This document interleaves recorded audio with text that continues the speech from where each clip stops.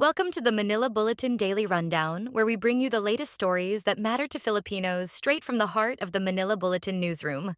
Here's a quick rundown for today's top stories. Wednesday, November 20th. Marcos.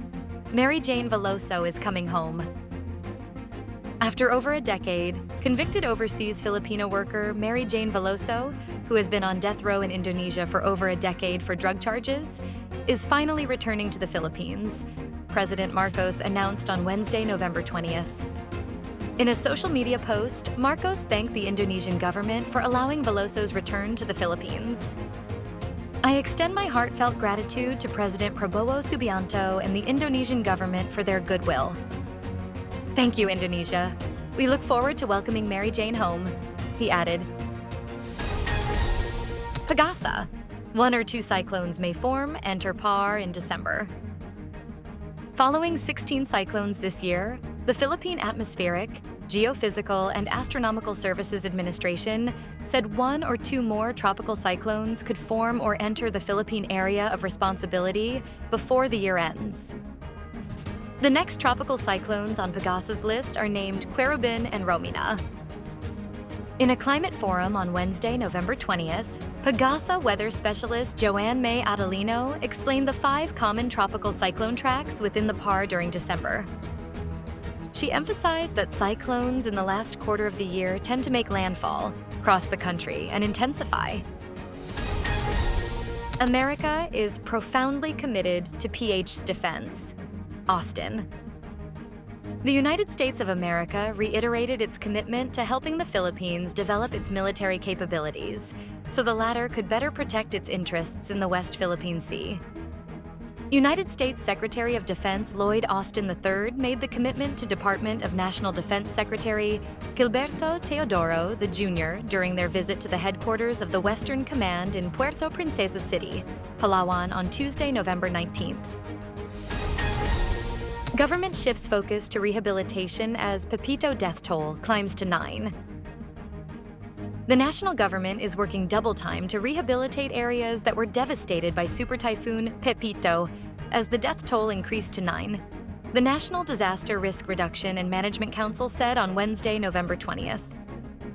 2 deaths were being validated by the NDRRMC aside from the 7 fatalities that were already confirmed following a deadly landslide in Baguio, Nueva Vizcaya.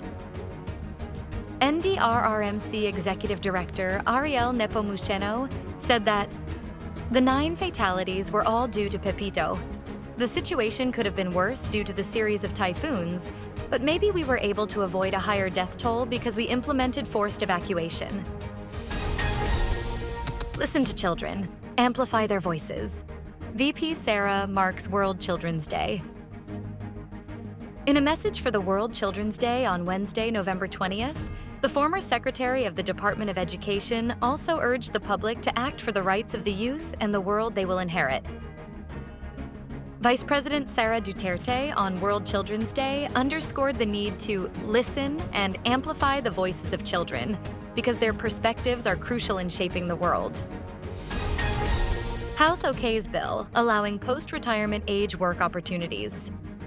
The House of Representatives has approved on 3rd and final reading a measure that would allow senior citizens to be employed even after reaching retirement age.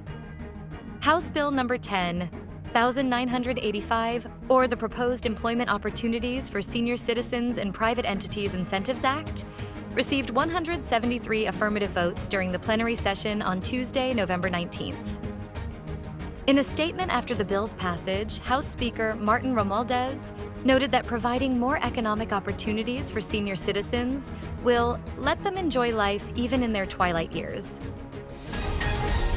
Southeast Asian defense chiefs meet in Laos as maritime disputes with China are flaring. Vientiane, Laos, AP. Southeast Asian defense chiefs and representatives are meeting in the Laotian capital on Wednesday for security talks at a time of increasing maritime disputes with China in the Asia-Pacific, and as the transition to a new U.S. president looms. Austin just wrapped up meetings in Australia with officials there, and Japan's defense minister, where they pledged their ongoing support for ASEAN and their serious concern about destabilizing actions in the East and South China Seas, including dangerous conduct by the People's Republic of China against Philippines and other coastal state vessels. In addition to the United States, other nations attending the two-day ASEAN meetings include Japan, South Korea, India, Australia, and China. L.A. Tenorio appointed as Gilas youth coach. The Samahang Basketball ng Pilipinas has appointed L.A. Tenorio as the new head coach of the Gilas Pilipinas youth team.